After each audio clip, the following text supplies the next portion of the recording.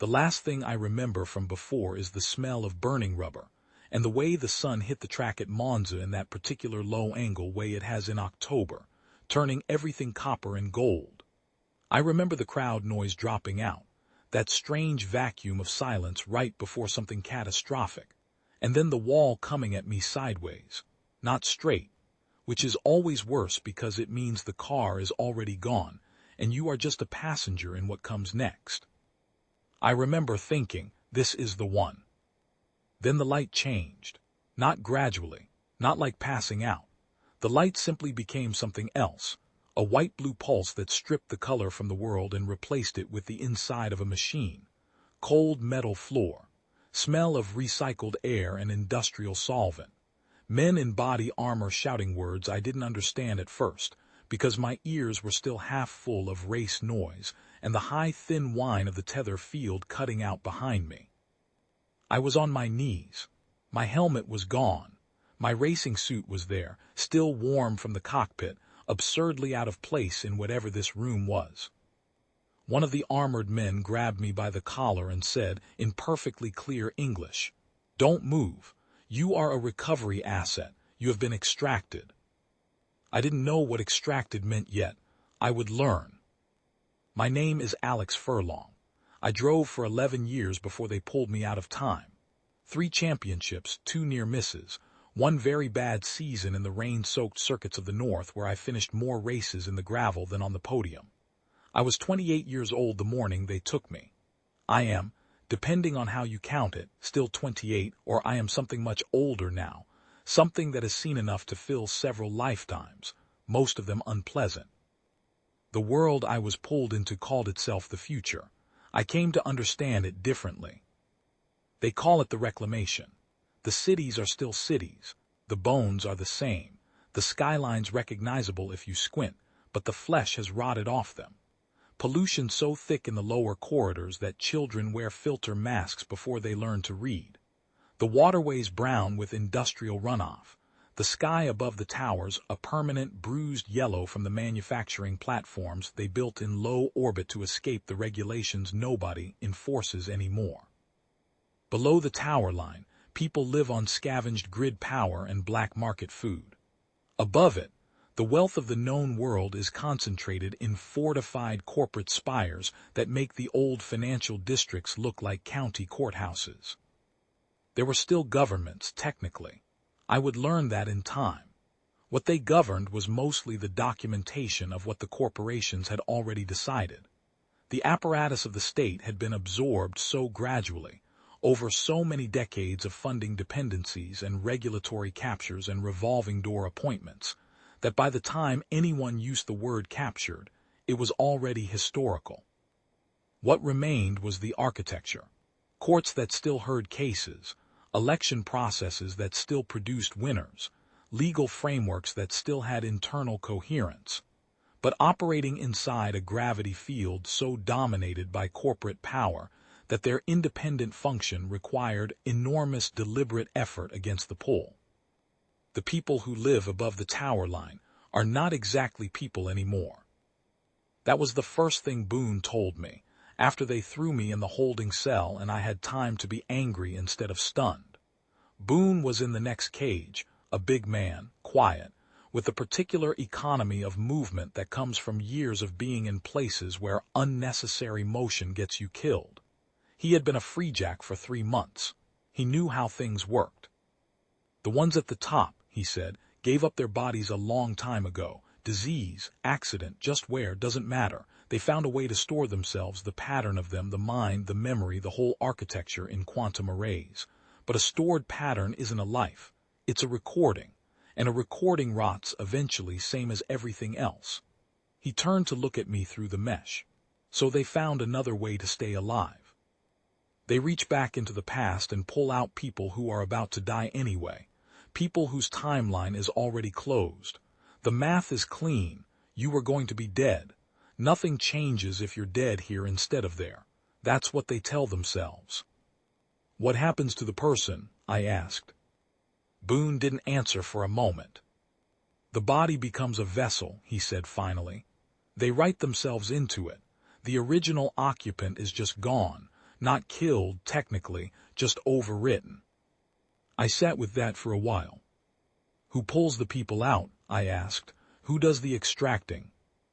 Contractors, Boone said. They call themselves retrieval specialists.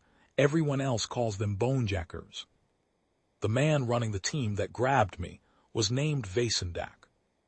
I got a good look at him through the processing room window before they moved me, tall, lean, wearing contractor field armor with the rank markings filed off, which told you everything about his relationship with accountability. He had the kind of face that has been broken and repaired enough times that the scar tissue has become its own architecture. Cold eyes. Not cruel exactly. More like a man who has long since made his peace with what he does and expects the universe to do the same. He was a professional.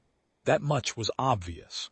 The way he moved through that facility, unhurried, precise, reading the room without appearing to look at it, told me he had been doing this for a very long time and had survived doing it, which in that line of work was the only credential that mattered. I did not know then that Vasendak would eventually save my life. They moved me out of processing and into a transport vehicle, while I was still trying to understand the geometry of what had happened. The city rolled past through reinforced windows, gutted towers, improvised shelters stacked 20 stories high in the shells of old office blocks, crowds moving in the yellowish murk of the lower air checkpoint barriers at every major intersection manned by corporate security in unmarked kit. No government visible anywhere. No police in the sense I had known police. Just corporate forces and the people trying to avoid them. I clocked the guard positions, counted the locks, watched the driver's hands. Old habit. When you race, you read the track ahead of you constantly, even when you're not consciously doing it. You are always calculating. The line, the gap, the moment. Your hands know the answer before your brain has finished asking the question. In 11 years of racing, I had walked away from 7 accidents that should have killed me, and every one of those survivals came down to the same thing, reading the situation 1 second faster than anyone expected. The transport slowed at a checkpoint, and that was when the other vehicles hit us. I didn't understand the politics until later. What I understood in the moment was that the rear doors were being cut open from outside with a plasma torch, and the guards in the vehicle were shooting at something I couldn't see, and the driver was screaming into a comm unit in a language that had 6 syllables where English had 1. I got flat on the floor, kept my head down, waited. The rear doors came open. The men outside were not bonejackers. They wore different insignia, corporate colors I didn't recognize. They were shooting at Vasendak's people, which meant they might be willing to leave me alive, which was more than Vasendak's original contract allowed for. I made the calculation in about 1/3 of a second and rolled out through the open doors while everyone was occupied with each other. The street outside was nothing like any street I had known. Cracked polymer surface, 6 lanes wide, with elevated cargo rails running down the center median. The smell hit me first, chemical rot undercut with something organic, sweet and wrong, like fruit fermenting in a hot car. People on the sidewalks were already moving away from the firefight with the practiced efficiency of a population that has learned not to be curious about gunfire. I ran. It is one thing to run in a place you know. It is something else to run in a place where you don't know what any of it means, where a closed door might be sanctuary or might be a security checkpoint, where a crowd might shelter you or might be full of people who have financial incentive to report a freejack. I ran on instinct and track sense. Find the gaps, move through them before they close, never commit to a direction so completely that you can't abort. 3 blocks north, then west through an intersection where a cargo platform was making a slow turn and blocking the sight lanes behind me. Then into a market lane that ran between 2 building faces, so close together the overhead light was permanently cut off. The market was the first real thing I saw of the world they had pulled me into. Not the facility, which had been institutional and could have been anywhere, not the transport, which had been the inside of a machine. The market was where people actually lived, and it told me more about this future in 3 minutes than anything Vasendak's people had said. The stalls ran along both walls, improvised structures built from recovered materials, framed in cargo crates and roofed with polymer sheeting pulled from somewhere else. The goods on offer defied easy categories. Modified electronics, things I recognized in their bones but couldn't name in their current form, components pulled from one system and rewired into another. Food, mostly sealed against the air, labeled in symbols I didn't recognize. A woman was selling what appeared to be hand-filtered water in sealed containers, and there was a queue for it, and the prices on the board behind her were high enough that several people in the queue were negotiating with her. A man was repairing a piece of equipment I couldn't identify, working with tools that were part mechanical and part something else, his hands sure and practiced in the particular way that people who have only their skills develop. Nobody looked directly at me. In a place where looking directly at a stranger can get you entangled in whatever trouble they're carrying, you learn to see everything with your peripheral vision. But I could feel them reading me, the racing suit, the way I moved, the fact that I was clearly not from here. Freejack. The word Boone had taught me. I could feel it moving through the market ahead of me like a ripple. I kept moving. Not running anymore, running draws eyes, draws systems. Walking with a purpose I didn't have, at a pace that communicated. I know where I'm going and I'm already behind schedule. Then down a service stairway into the underlevel, where the grid power ran hot, and the light was a permanent flickering orange from failing bioluminescent strips. I had nothing, no money in whatever currency they used here, no contacts, no idea where I was. What I had was Julie. I had not let myself think about her in the chaos of the extraction and the transport and the escape. It was the kind of thought that, once allowed in, would take up all available space. But now, running through the orange-lit underlevel with no plan and no resources, I let myself ask the obvious question: how much time had passed? The bonejacker had said the year when they grabbed me. I had not believed it then. I believed it now. 18 years. More than half my life elapsed without me, gone while I was still 28 and wearing a racing suit in a machine that no longer existed. Julie had lived those 18 years. She had moved through them, made choices, built something. I needed to find out what she had built. Boone had given me one piece of information before they separated us, speaking quickly and quietly while the guards were occupied. The name of a contact in the underlevels, a woman who ran messages and moved people and occasionally sheltered freejacks when there was profit in it.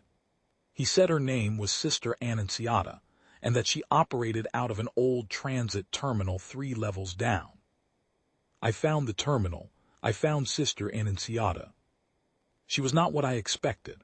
A small woman in patched ecclesiastical robes that had been modified with pockets, many pockets, practical ones, carrying a battered comm unit and a personal defense weapon she handled with the ease of long familiarity. She looked at my racing suit and said, "That's from the past," the way someone might say you have something on your chin. "I'm a freejack," I said. "I can see that." She assessed me the way experienced people assess strangers, quickly, without appearing to. "Who sent you?" "Boone." Something shifted in her expression. "Not much. Boone was taken 3 weeks ago," she said. "I don't know where they moved him. He was in my holding facility when they grabbed me. He's alive, or he was." She nodded once, decided something. "Come inside." Inside was a network of connected rooms running through the infrastructure of the old terminal, lit with actual candles in some places and solar strips in others, populated by maybe 30 people in various states of desperation. Freejacks, I would learn.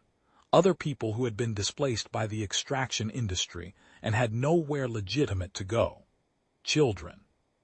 An old man who had been a corporate engineer before his division was consolidated, and was now living here because the alternative was starving in the street. Annunciata fed me something I didn't ask about and sat across from me while I ate. "You need to know what you're dealing with," she said. The corporation that grabbed you is the McCandless Group. They run extraction for the top tier, for the Ascendancy, the people who have been storing themselves in the arrays for 20-plus years. McCandless himself has been in cold storage for 7 years. His body failed and they archived him, and now they want to bring him back. In my body, I said. In your body, yes.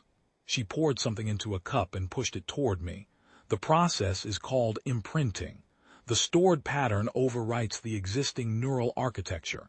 Takes about 6 minutes under optimal conditions. What happens to the original? I asked, though I already knew. Nothing detectable, she said, which is how they justify it. I thought about that for a moment. Is there any way to disrupt it, the process? The imprinting requires a specific resonance environment, a focused field generator.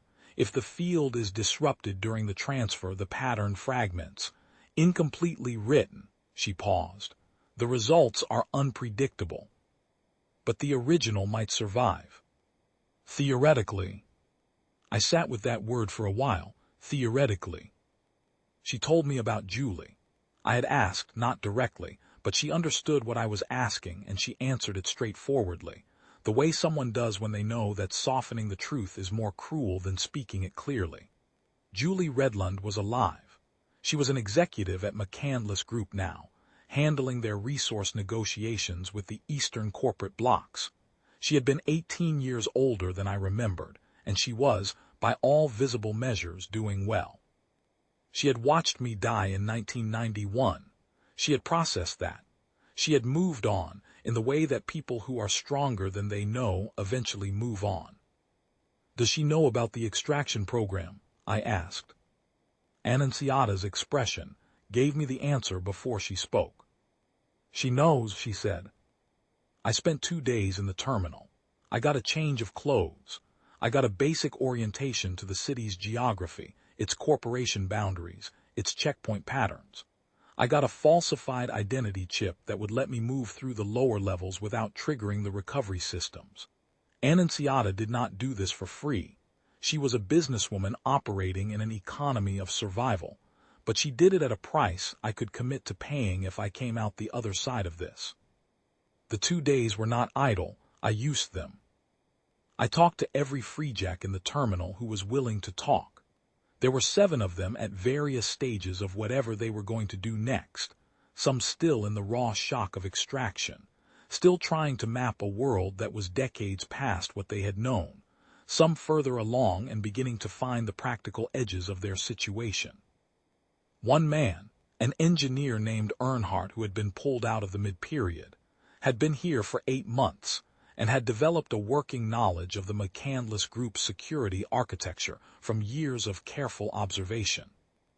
He drew maps for me on salvaged paper, not digital, nothing that could be scanned, and talked me through the checkpoint systems and the building's AI protocols and the particular vulnerabilities of biometric systems that are trying to process records from different time periods.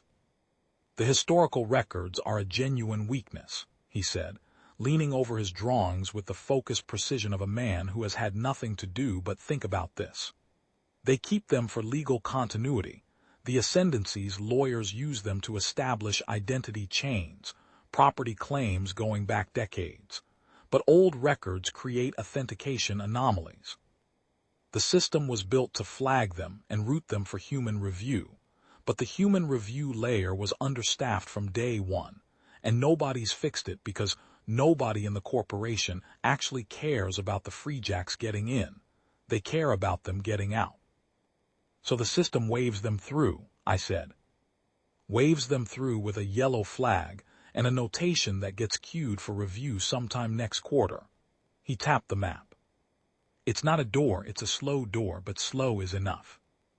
I also slept, which I needed.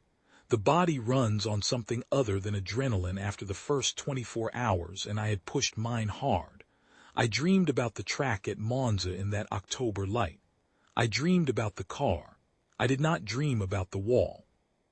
I also got information about where the McCandless Tower was, where Julie's office was located, and where the extraction facilities imprinting suite sat relative to the building's secure floors.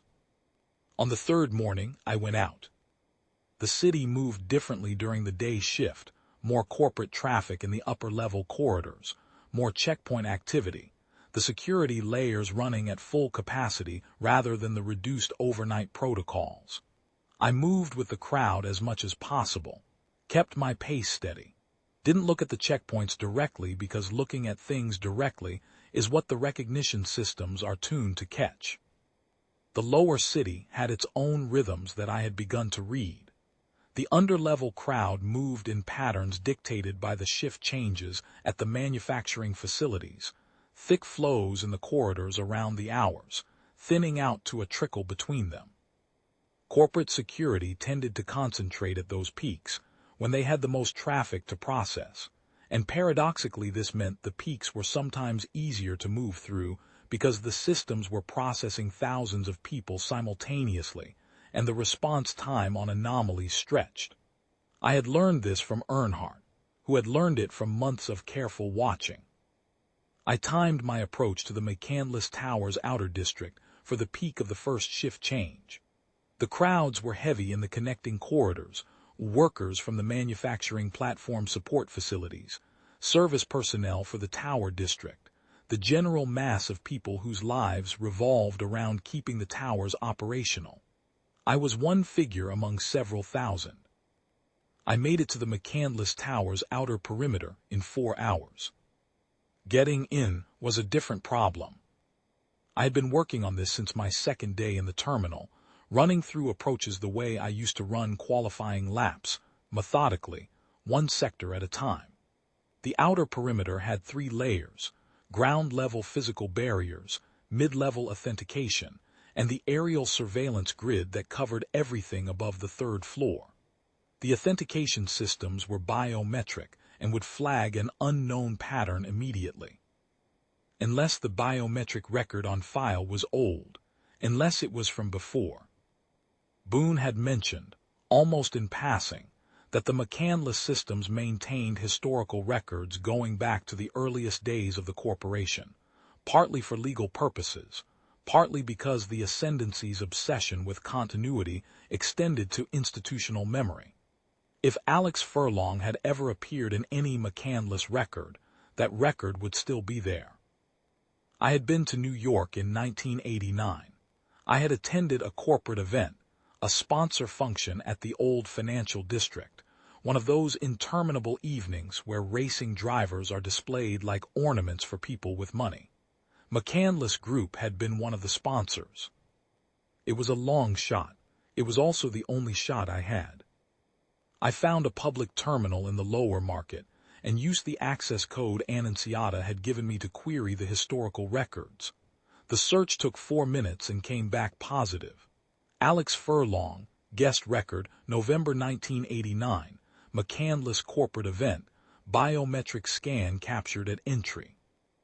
18-year-old biometrics, almost certainly degraded in the system, but present. The checkpoint read me, hesitated, cross-referenced, and waved me through with a yellow indicator instead of green. Yellow meant, anomalous record, proceed with monitoring. It was not ideal, it was sufficient. I was in. The tower interior was its own world. The lower floors were working corporate space, open plan, uniformed staff, the particular busy silence of organizations that run on fear of visible idleness. The upper floors, visible through the atrium glass, were different, darker, more enclosed, the architecture shifting from functional to something older and more deliberate, like the bones of a much earlier building had been incorporated and built around. I took the service stairs, 12 floors. My legs knew how to be quiet in stairwells. Racers spend a lot of time walking tracks, and a walked track teaches you to move at a particular pace that eats distance without announcing itself. The stairwell was utilitarian steel and polymer, the kind of infrastructure that exists to serve the building without being seen. Maintenance notices were posted at each landing, some current and some not. The gap between them told you something about how seriously this level of the building was monitored. The gap was wide. Nobody was watching the service stairs in the lower working floors of a corporation that considered its real security to be concentrated 50 floors above. I passed two maintenance workers on different landings. Both of them had the expressions of people who are somewhere between shifts and not interested in complicating their day. I nodded. They nodded. We continued in our respective directions. At floor 7 I stopped and listened for a full minute. Building sounds, ventilation cycling, the distant bass of the power grid, the muffled acoustic texture of an occupied office floor. No alert tone. No change in the building AI's behavior that I could detect. The yellow flag from the checkpoint was still sitting in a queue somewhere, waiting for the human reviewer who was not going to get to it today. I found Julie's floor. I had been preparing for this conversation for 2 days, running it in my head, anticipating her responses, deciding what the opening line was. All of that preparation became useless the moment I turned the corner and saw her standing at the end of a corridor looking at a data display, wearing the clothes of the person she had become, 18 years older and still recognizable in every way that mattered to me. She looked up and saw me.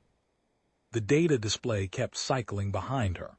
Some complex resource negotiation, numbers and charts, the work of the life she had built.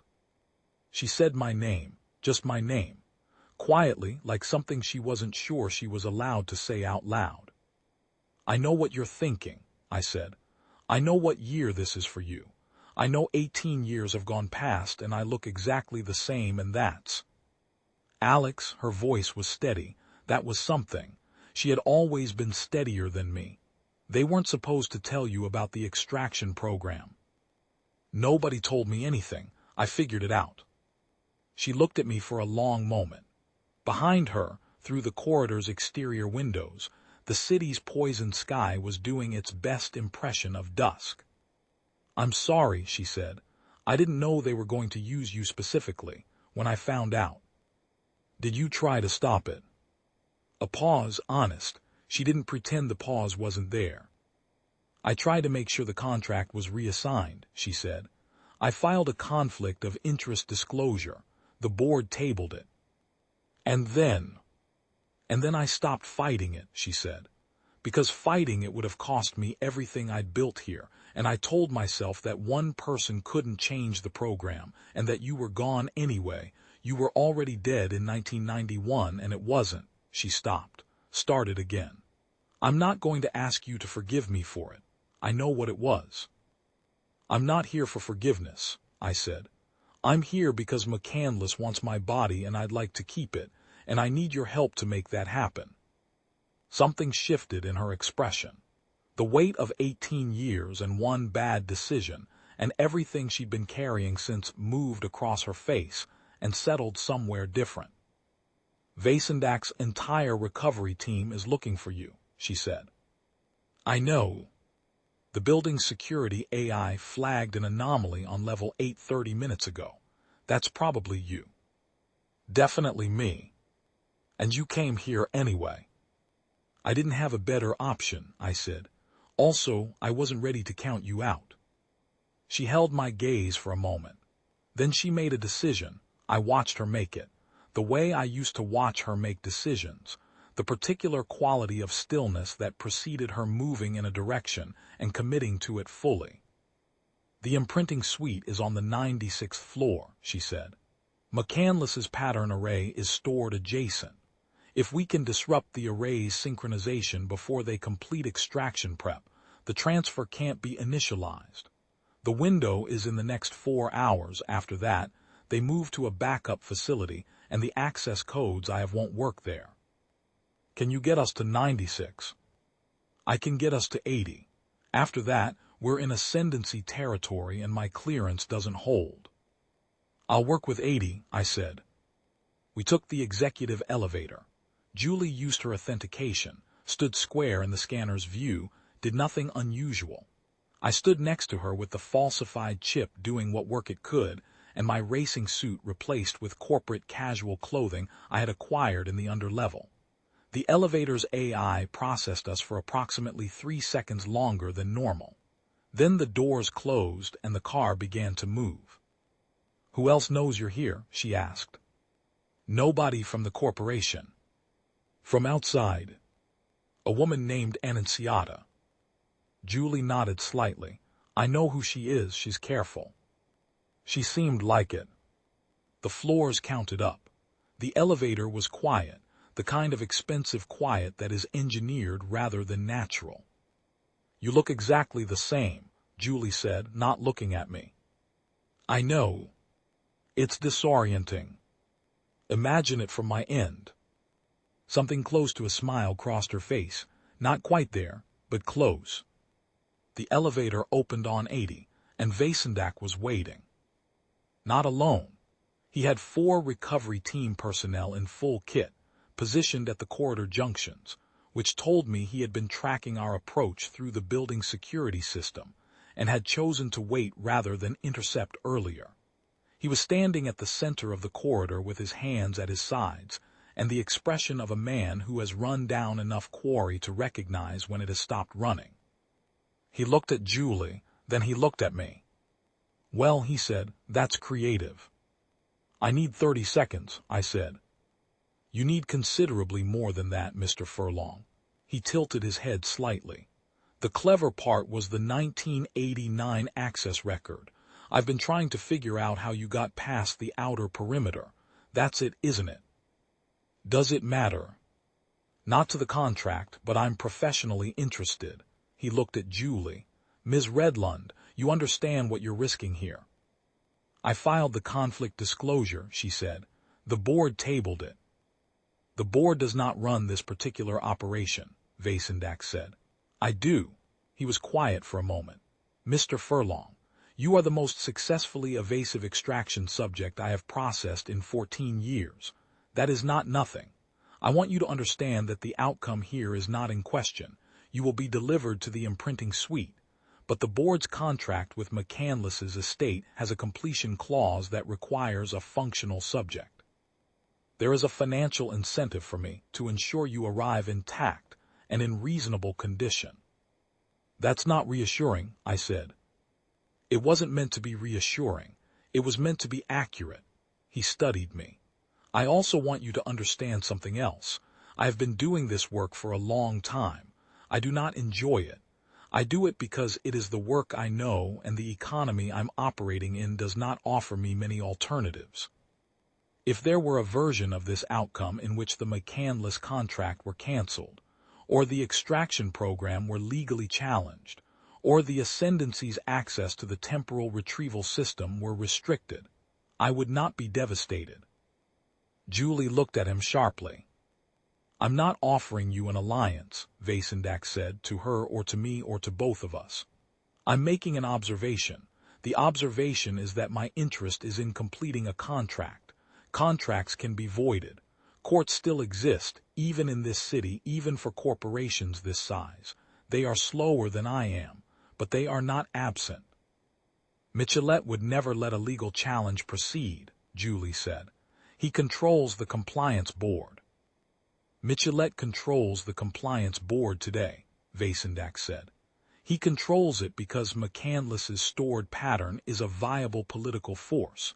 If that pattern were to become non-viable—" He stopped, let the sentence sit. I understood what he wasn't saying, and I understood something else. Vasendak was standing in front of me with 4 armed personnel, and he had not moved to take me yet. He had been talking. A contractor who intends to complete his contract does not spend time talking to the subject. "The imprinting array," I said. "If the synchronization is disrupted before the transfer is initialized, McCandless's pattern can't be written. The stored version degrades. He's gone." "That is consistent with the technical literature." "Yes," Vasendak said. "Michelet would take over the corporation." "Michelet is not McCandless. Without McCandless's intellectual property and the patents on the temporal retrieval system, the McCandless Group's dominant market position collapses. The whole industry restructures. The legal status of extraction subjects," he paused, "becomes politically contestable in a way it currently is not." Julie said quietly, You've been thinking about this for a while. I have been thinking about it since I took the Furlong contract, Vasendak said. Furlong was different. The subject was not anonymous. There was a documented prior relationship with a current corporate executive. There were complications from the start. He looked at me. I will tell you plainly, I allowed you to escape the transport. The silence that followed that was complete. The ambush was real, he said, but I could have had you back in custody within 2 hours. I chose not to pursue aggressively. I needed you to make your way here on your own because I needed the pattern disruption to appear to be an accident. He looked at Julie again. I also needed Ms. Redlund to make a choice without being told what to choose, for legal purposes. You used both of us, I said. I gave both of you the opportunity to act, he said. That is a distinction that matters in any subsequent legal proceeding. He stepped aside. The personnel behind him did not move, but they were no longer positioned to block passage. They were positioned to watch the corridor behind us. The 96th floor, he said. You have approximately 40 minutes before the backup facility becomes operational. The synchronization array is in the room adjacent to the imprinting suite. The access panel uses a 16-character code. Ms. Redlund has it. The physical disruption is simpler. The array's harmonic stabilizers are mounted externally on the housing. Remove 2 of the 3 and the field collapses. Why are you doing this? I asked. He considered the question, as if it were genuinely interesting to him. Because I am a professional, he said, and the extraction program is the worst thing I have ever been professional at. He walked away down the corridor without looking back. We took the emergency stairwell to 96. 16 floors, concrete and steel, the sound of the building's mechanical systems all around us, ventilation, hydraulics, the deep bass hum of the power grid that kept the Ascendancy in their comfortable storage. Julie was fast in the stairwell. She had lived here for 18 years. She knew which floors had sensors and which were dormant. The 96th floor was different from everything below it. Quieter. The architecture had shifted to something that felt old, older than the tower, older than the corporation, as if the money here had been old long enough to forget that money is the point. Paneled walls. Low indirect light. The smell of conditioned air so clean it had become its own thing, a controlled absence of smell. The imprinting suite was marked only by a pair of security doors with no signage. The adjacent room had a single door, unlocked. The array housing was so inherently secure that physical lock redundancy was considered unnecessary. I have always found that the most expensive systems are often the most brittle in the ways that matter. Inside the array room, the McCandless pattern was stored. It is difficult to describe what it looked like because it looked like almost nothing. A housing the size of a large cabinet, black composite, with a faint lattice of light on its surface that pulsed at irregular intervals. The harmonic stabilizers were as Vasendak had described. 3 units mounted on the housing's exterior frame, each one about the size of a hardback book, held by 4 bolts. I stood in front of it for a moment before I started. Ian McCandless had been a man. Once. Before the disease took his body and the technology gave him a way around that. He had built something, a corporation, a machine of influence and resource extraction that had reshaped the city above and below the tower line. He had loved Julie, apparently, in some way that had driven this entire architecture of extraction and retrieval. He had made the calculation that his continuity was worth more than the life of anyone whose body could be used to house it. I had no particular anger toward the light. It was not him exactly, not the man, not the memory. It was a pattern, an imprint of what he had been, stored and waiting. But the pattern was also the thing that had reached back in time and put hands on me while I was 28 years old and believing in the permanence of the next corner. And I was not prepared to let that stand. I had the first stabilizer off in 90 seconds. I have good hands. 11 years of working in cockpits at speed will do that. The second one took longer because the bolt heads had been coated in an anti-tamper compound that had hardened over time. Julie found a tool kit in the maintenance closet, and I used a driver to work through the compound. My hands were steady. I have been in situations before where the work I was doing had consequences, where a wrong move at a particular moment would end things, and I have found that steadiness is not a matter of courage. It is a matter of focus. You give the work all of your attention, and you leave no attention left over for fear. Julie stood at the door and watched the corridor. Vasendak's people are on this floor, she said quietly. I can hear them on the stairwell. Is that a problem? She thought about it for a moment. I don't know yet. The second stabilizer came free. The lattice of light on the housing changed.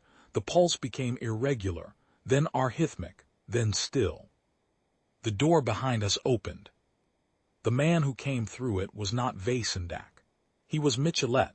I recognized him from the briefing Annunziata had given me, the architectural quality of his suit, the kind of physical presence that is built from decades of having resources and using them. He was wounded, a shot to the side that he was pressing a hand against, and he had a weapon in his other hand, and his expression was the expression of a man who has calculated that he is out of time and has decided to make the loss expensive. He looked at the array housing, at the two removed stabilizers, at me. You just erased him, he said. I did, I said. Everything he built. Michelet's voice was very controlled for a man who was bleeding. The patents, the position, everything that guaranteed he stopped, recalculated. Without McCandless, I have nothing. You have a corporation, Julie said. You have assets and personnel and contracts. Without the patterns, without the Ascendancy contracts. He was shaking his head. It's nothing, it's a company. Any idiot can run a company. He raised the weapon. Julie moved before I did. She had spent 18 years in a corporation run by people who had given up their bodies to stay in power.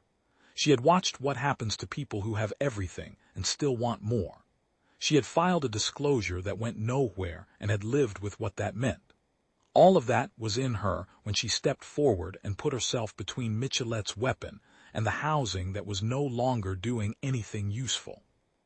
She said, shoot then, shoot me, shoot the freejack, go ahead. Michelet looked at her.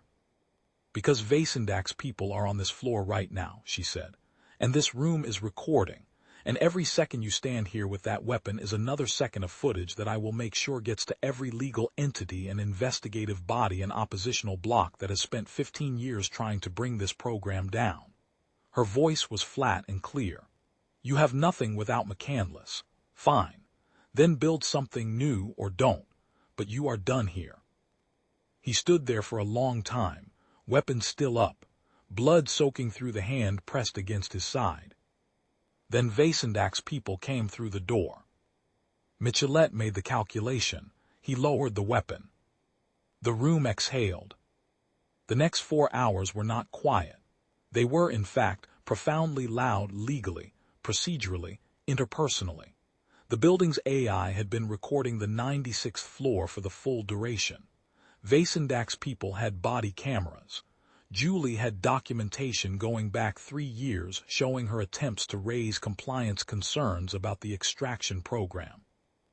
The legal team from the Eastern corporate bloc that had been Julie's negotiating counterparts for 18 months turned out to have their own filing prepared and waiting, because the McCandless Group's monopoly on temporal retrieval had been blocking their market access, and now that monopoly had a gap in it. Michelet was taken into custody by Vasendak's people, not by any state authority.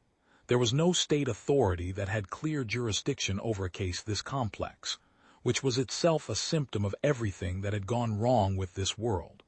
But the footage and the documentation went to 6 legal entities simultaneously within the first hour, and once it was out, it could not be unout, which was the entire point.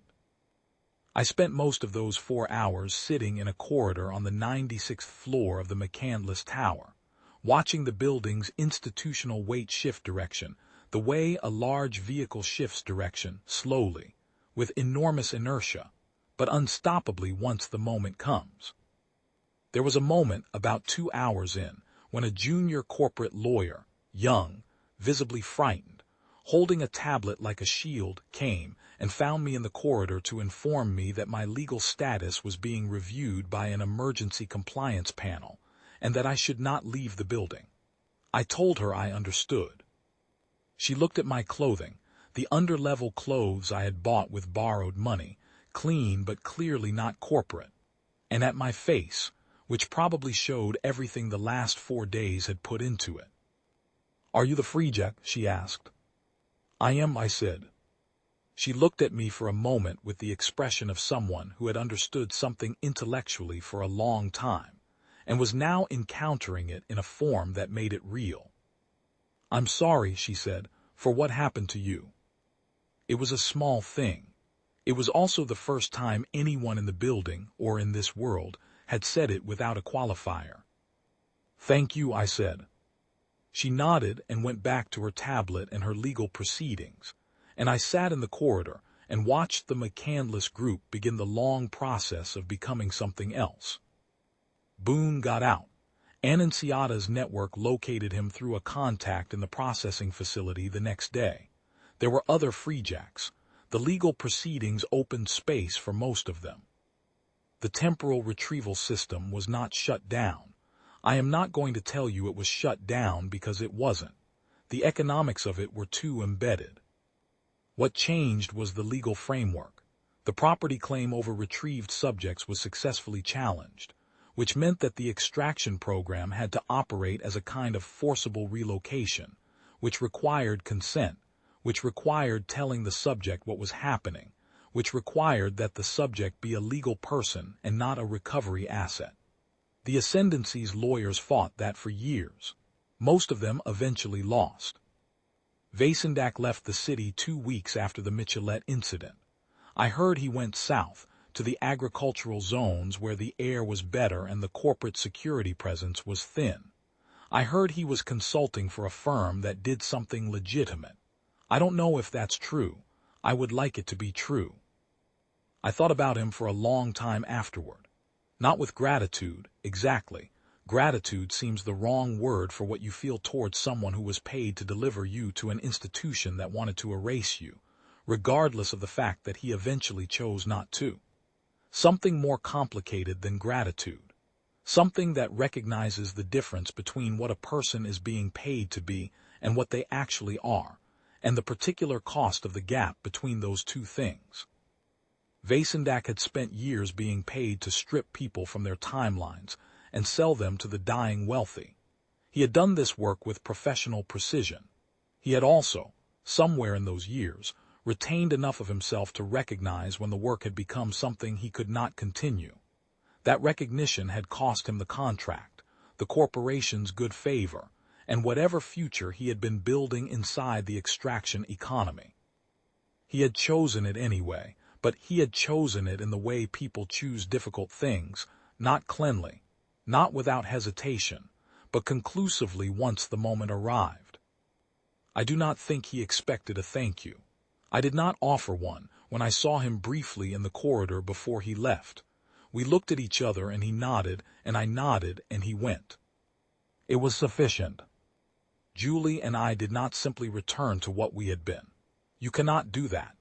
18 years is 18 years, and the person she had become was not the person I had left in 1991, and the relationship between us was a different shape than the one I remembered. We were careful with each other. We learned the new shape. It took time and honesty and several conversations that neither of us enjoyed. One of those conversations happened about 3 weeks after the incident. In her apartment, not the corporate housing she had lived in before, which came with the McCandless Group job she was in the process of leaving, but a place she had taken in the mid-level district, where the air quality was mediocre and the neighbors were actual people rather than corporate associates. She had chosen it deliberately. I understood what the choice meant. We were sitting with coffee, real coffee, which cost a month's pay for most people in this city but which she had always considered non-negotiable, and she said, without preamble, "I need to know if you're angry at me." "I've been angry at you," I said. "I'm not sure I still am." "What changed?" "I thought about it. You stepped in front of Michelette's weapon," I said. "That clarified some things." "That wasn't bravery," she said. "I was operating on pure calculation. The footage was running. He wasn't going to shoot me on camera." "You didn't know that for certain." She looked at her coffee. "No," she said, "I didn't." We sat with that for a while.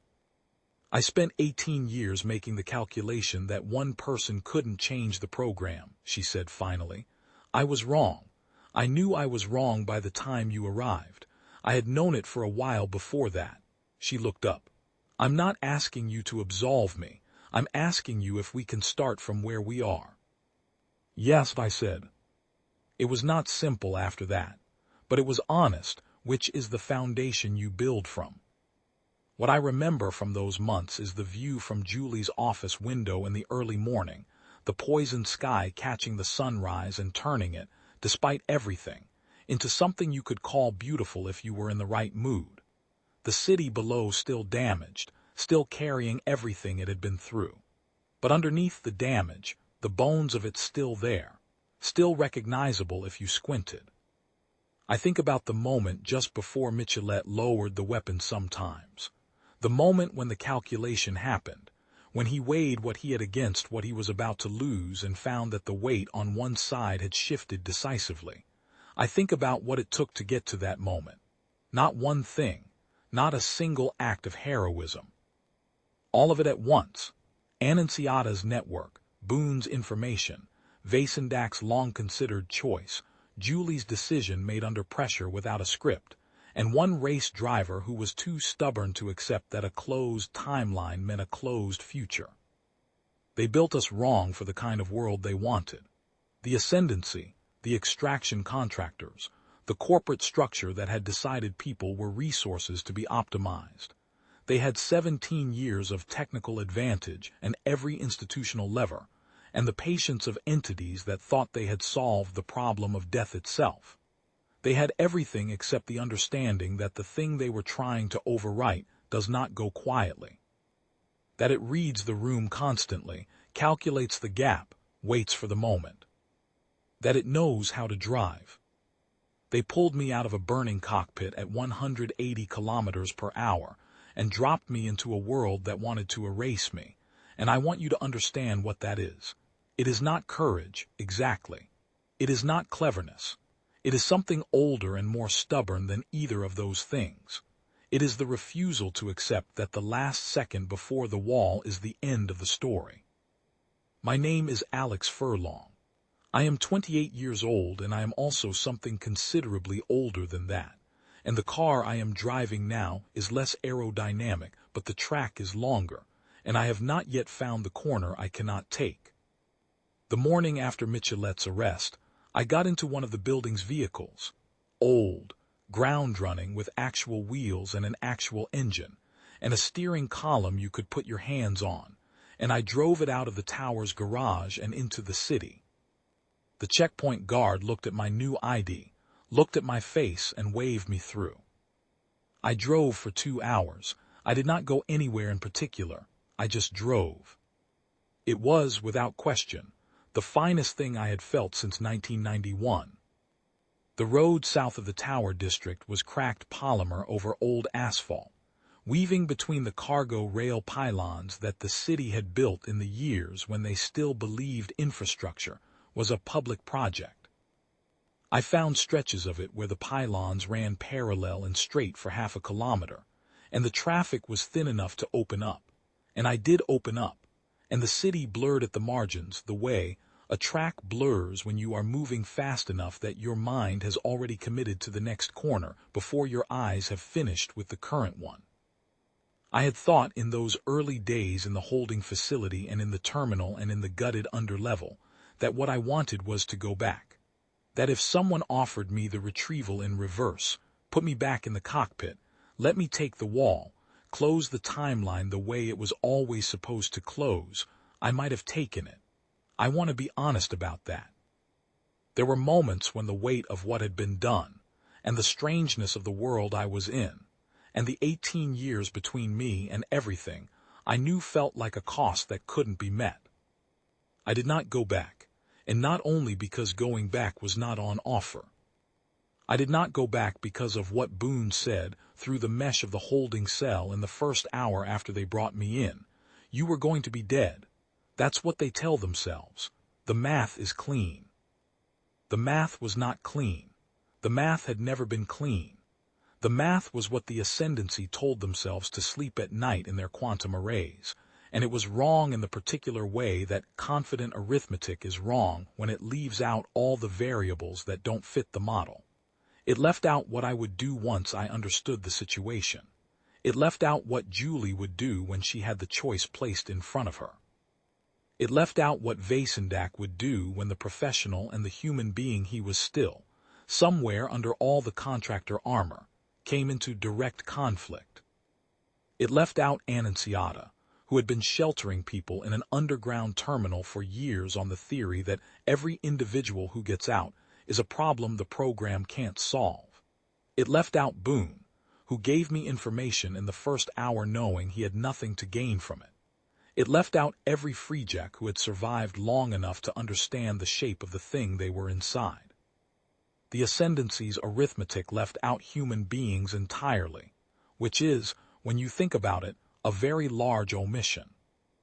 I drove until the pylons ended and the road opened to the outer districts, where the air filters were older and less effective, and you could sometimes smell actual earth underneath the industrial overlay, and the buildings stepped down from towers to blocks to the low structures of the manufacturing zones, and beyond those, if you went far enough, if you followed the road to where the corporate map stopped caring about detail, there was something that was almost countryside.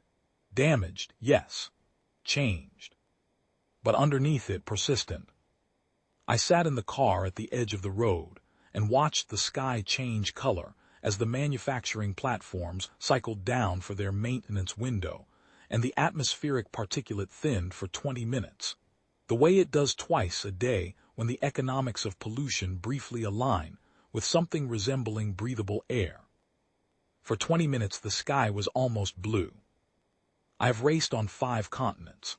I have driven in rain so heavy the track disappeared, and you ran on memory and feel, and the absolute certainty that the next corner is where you calculated it to be. I have driven in heat that softened the asphalt and made the car a living thing underneath you, breathing and shifting. I have driven at night on circuits lit by artificial light that turns the world into a tunnel and narrows your existence to the precise width of the line you have chosen. None of it prepared me for this particular blue, in this particular sky, on this damaged road at the edge of a city that had survived everything thrown at it, after a morning in which the thing that had been coming for me finally arrived and was handled. There is a moment in a race, not at the start, not at the finish, but somewhere in the middle of it, when you stop thinking about winning and stop thinking about surviving and just drive. Just find the line through the next corner and commit to it. Everything else falls away. It is the closest I have come to what other people call peace. I had not thought I would find it here, in this year, in this body that someone else had tried to claim. I found it anyway. The platforms finished their cycle and the sky went back to yellow. I turned the car around and drove toward the Tower District, toward Julie, toward whatever the next 18 years were going to look like now that the timeline that was supposed to be closed had turned out to have considerably more road in it than the Ascendancy had calculated. I drove at a reasonable speed. There was no hurry. For the first time in a very long while, I had time.